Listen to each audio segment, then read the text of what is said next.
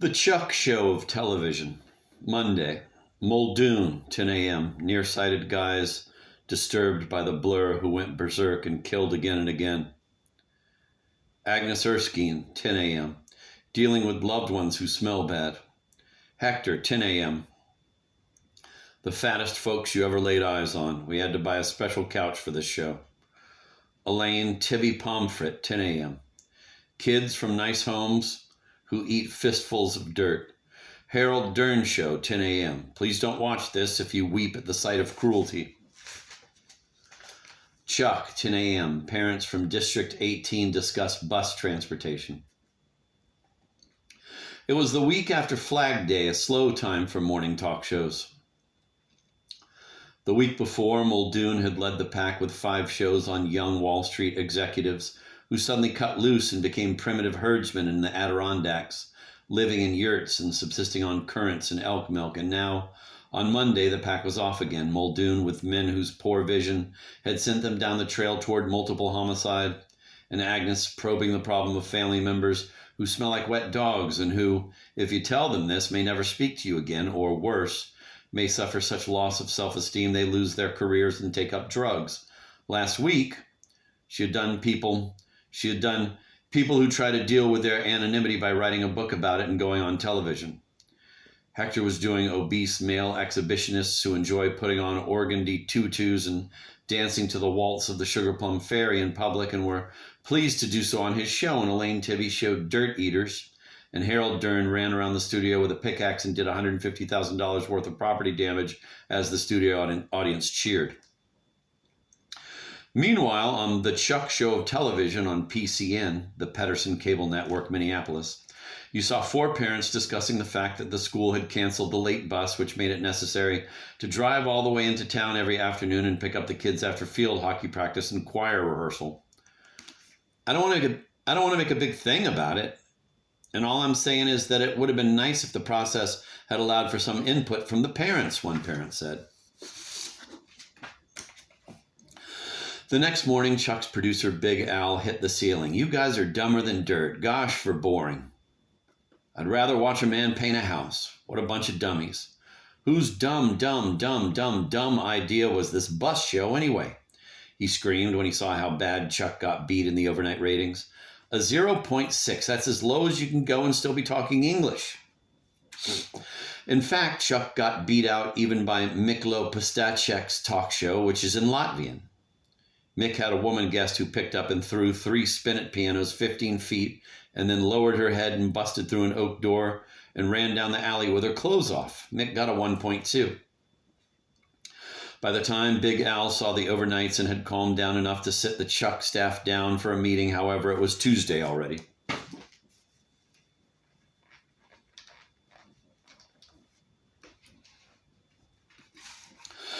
Tuesday, Muldoon.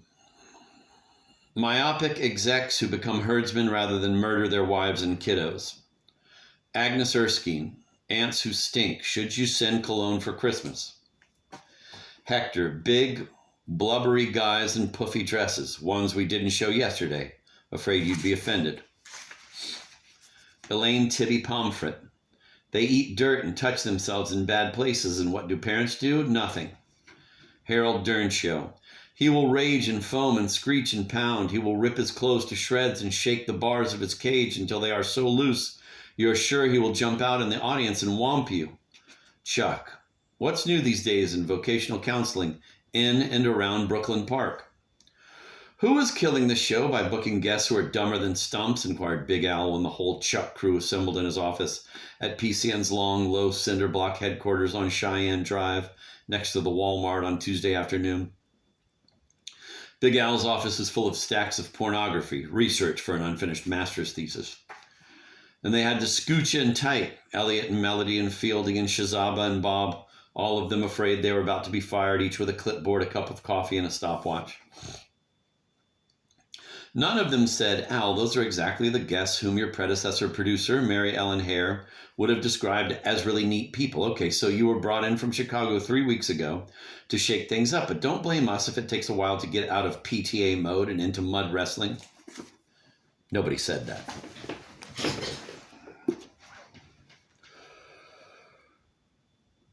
Big Al closed the office door and locked it and stood in the middle of the room and roared like a buffalo. "Fess up and tell me which one of you dumbbells is stiffing this show by hauling in dead meat and dumping it on Chuck's couch. What's the deal? This is a show, not a civics class. We need the elephants and acrobats, and instead you dumbheads are booking a bunch of librarians." But in fact, it had been the Chucker himself who booked those two shows. Those guests were all friends of Chuck, FOC. And here in the swamp of paper on Big Al's desk was a Chuck memo saying they ought to do a show on recycling. Chuck's wife, Marge, is a lifelong recycler, a fanatic who carries a garbage bag to other people's parties and collects cans, bottles, paper, and recyclable plastic. And one of Chuck's big interests at Pedersen Cable is recycling. He's the one who persuaded President Bill T. Pedersen to put a recycling bin next to the soda machine. But none of the staff cared to point out the obvious. The host himself, a pleasant man and lifelong Minneapolitan, was dragging the show to the bottom. One problem is that here in the Twin Cities, it's hard to find that many freaks, at least any who care to come on TV and talk about it, said Fielding. We don't have a reliable supply of cross-dressers, hermaphrodites, eunuchs, or geeks. We have plenty of alcoholics, but how interesting are they? They don't remember anything. This is Minnesota. We're a journalistically challenged state. I mean, when was the last time a band of Lutherans holed up in a compound with automatic weapons? We don't have that here. We have a few fatties, but nothing like you see in New York or LA. I was in New York once and I saw a man as wide as the whole sidewalk. He was driving himself along on a forklift and singing in a sweet, high-pitched voice and lifting up his t-shirt to show his belly button. I'll bet Hector has him booked for Friday. They discussed some combos who might be fun to have, alcoholics execs who abused their elk, obese cross-dressing grandmas who eat dirt as a way to erase memories of childhood trauma. But could the Chuck show afford the airfare? Probably not.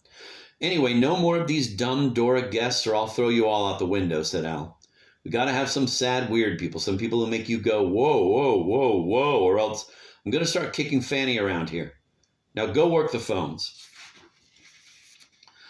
Ironically, Al was a potential guest himself, 47, unable to read or write, terrified of cats, addicted to sugar, chronically depressed because of a rare disease called Phelps, trying to finish a master's degree thesis on masturbation. But of course, as the show's producer, he needed to be in the control room, not sitting on the studio couch, sobbing over the bum hand that life had left him. Sobbing over the bum hand that life had dealt him. Though Big Al could have cried plenty about his dad, who abdicated the parental role and married Big Al's beautiful Aunt Nick, and thereby became Aunt Al's uncle, a kindly but distant figure who sat on the porch chuckling and spitting but never giving the boy a smidgen of discipline. Growing up with dads who were more like uncles. But was that the reason Big Al was illiterate? And did it matter? Loneliness was Big Al's major bugaboo.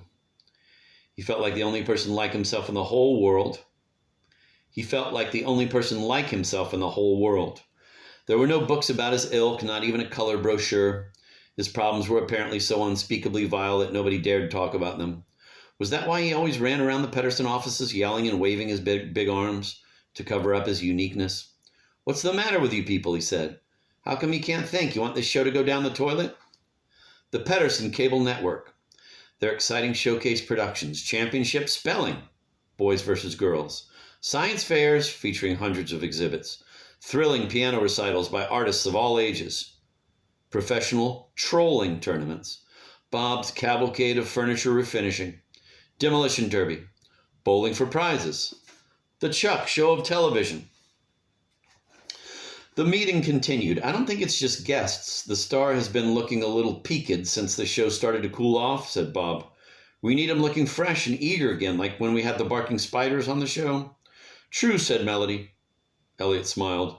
That spider segment had been good. 6 months after Chuck went into syndication, he had 4 Girl Scouts on the show, and one of them, a spider hobbyist, owned 3 rare barking spiders. And it was fascinating to see the tiny, hairy insects and hear their unmistakable woofing and arfing. It got Chuck in papers from coast to coast, and the next day, 2.2 million Americans tuned in. What? Yelled Al. Their all-time best audience tuned in the show the next day, thanks to Big Spider word of mouth. What happened? Chuck's guests that next day were 4 old coots who sat and reminisced about days gone by and grumped about high property taxes and the cost of prescription drugs. You finally got yourself an audience and you blew it on old farts. How could you be so dumb? But the old farts had been booked for weeks. It was the only day they weren't busy at the senior center. They were looking forward to being on TV, so Chuck couldn't bear to cancel them. If I had been producer then, I would have taken them geezers and heaved them out the door, and I would have signed those barking spiders back for a week, cried Big Al. He beat his fist on the desk. Animals, he said. Go out there and bring back live animals. Wednesday. Muldoon. $500,000 a year guys who quit and go to the woods and bang away at elk but miss, being nearsighted. Agnes Erskine. How do you tell your dad that he has badger breath? Hector. Will guys this fat bounce if we drop them? Will they roll? What do they look like hanging upside down? Elaine Tibby Pomfret. Parents who sit and watch kids stuff fistfuls of dirt in their mouths. Harold Dern. He escapes from his trainer. He leaps into the crowd of innocent bystanders. He has a small child in his hands and is about to crush its head like a beer can. Chuck. Rabbits copulating in cages. The rabbits belonged to Melody's brother Donald, who had a hobby farm in Chanhassen, 3 males and 3 females in heat. The males mounted the females and pumped fast and furiously for 6 seconds, like furry pistons, and then fainted and toppled over and lay on their backs twitching, with their legs sticking up in the air, and then awoke and jumped up and remounted.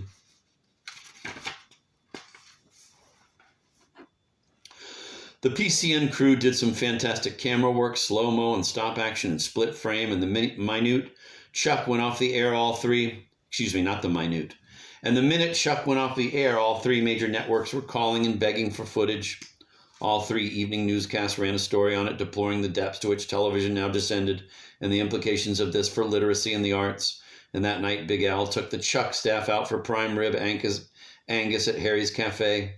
The big guy was so happy and so drunk that he almost stood up and said, I'm illiterate, sugar dependent, cataphobic, Phelps infected, and a self-abuse abuser. And every day I feel sadder than you'll ever know, but I still love you so much I could hug you to pieces. Anyway, that's how he felt. They all whooped and laughed and chowed down on oysters and martinis and the 24-ounce portions of Angus and then flaming fudge sundaes for dessert. Chuck wasn't there.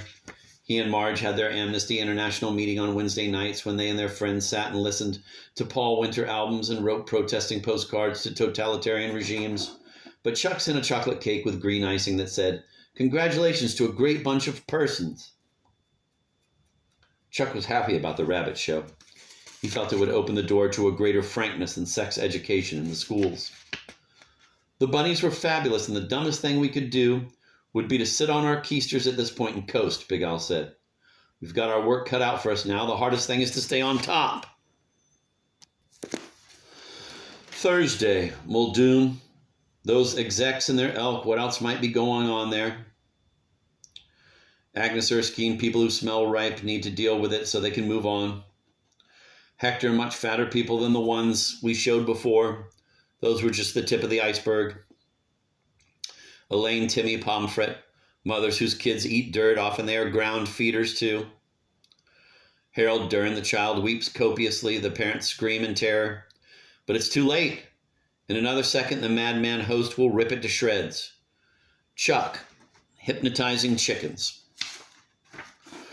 Bob's brother learned about hypnotizing chickens when he was in 4-H. You hold the chicken gently in the crook of your arm and murmur cheese chips, parsnips, and Charlie over and over and stroke its beak till the bird's eyes cross and it goes limp as a pillow. Then you can set it down on the ground, chicken's knees lock. When hypnotized, nobody knows why. And it'll stand motionless, its white feathers riffling in the breeze, the eyes focused on the tip of the beak until suddenly it falls over on its side. Or you can prop it against a stake. The PCN crew shot some footage of hypnotized chickens on location at several egg ranches in the area, including the controversial segment in which a chicken under hypnosis is beheaded with an axe and tears around in circles for a full 15 seconds, blood pouring from its neck. Some stations cut that segment from the Chuck show. And then all 3 networks did stories that showed the execution segment. On McNeil Lehrer, 3 psychologists agreed that the sight could have been traumatizing to small children and do damage that might not show up until they were in their late 50s. The PCN switchboards were jammed all day, and Thursday night the radio call-in shows were full of it. And Friday morning there were big newspaper stories, and the overnight ratings showed Chuck with the highest number ever recorded by a daytime cable talk host. Phenomenal!